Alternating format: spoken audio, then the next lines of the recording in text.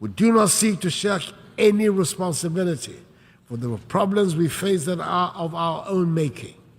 And it bears repeating that we are not craving for sympathy, and we do not want to be a scar on anybody's conscience.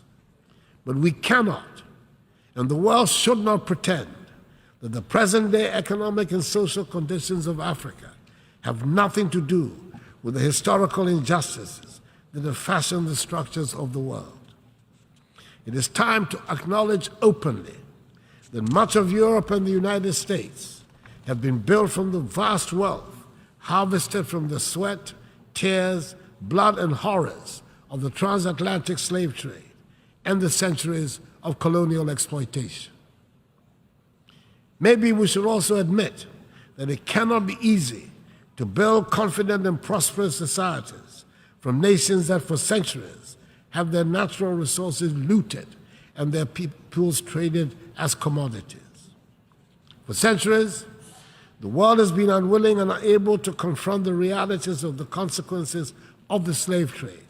But gradually, this is changing, and it is time to bring the subject of reparations firmly to the fore. Granted, the current generations are not the ones that engaged in the slave trade, but that grand inhuman enterprise was state-sponsored and deliberate, and its benefits are clearly interwoven with the present-day economic architecture of the nations that designed and executed it. Reparations must be paid for the slave trade. No amount of money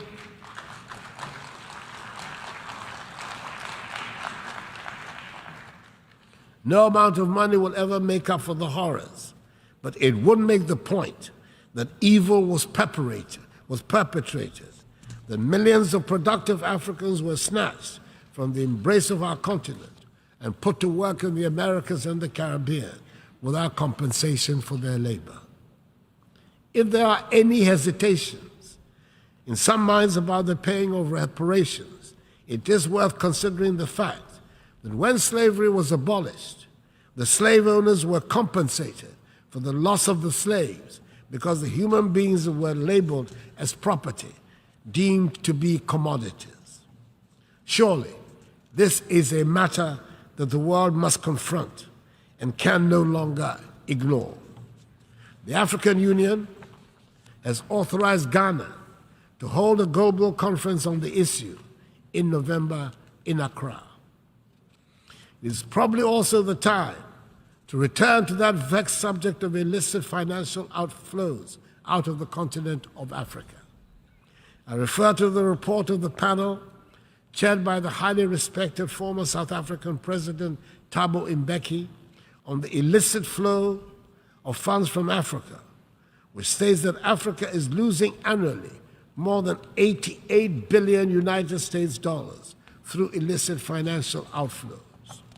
Yes, those monies too must be returned to the continent. It is difficult to understand why the recipient countries are comfortable about retaining such funds and are happy to call those countries from whom the monies are taken as corrupt. I believe that a joint task force of the African Union Commission and the OECD Secretariat under the auspices of the United Nations should be charged to find ways of stopping the damaging outflows. Mr. President, before the pandemic, we, like many other parts of the world, were making progress with the 17 SDGs, and we had good reason to believe we would achieve the 2030 target. Today, the picture we have on our performance is not very bright.